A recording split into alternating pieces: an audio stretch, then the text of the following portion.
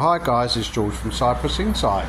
Today we're in a new location at Nautilus and we are going to go to the Underwater Sculpture Museum there in Ayia Napa with some new devices. Look at this. We're going like James Bond. It is like James Bond. It's a brand new device. They've just turned up. There we are, and they're going to do a trip down towards the Underwater Museum with Ben here.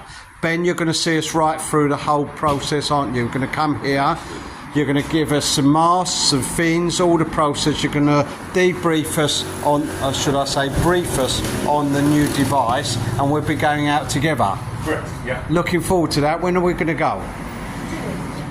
2 weeks time. 2 weeks time. Brilliant. Looking forward to that, Ben. So look out for the video, guys. Wow, it's going to be an adventure. Don't forget to like and subscribe. And if there's somewhere you'd like me to go, put it in the comments below.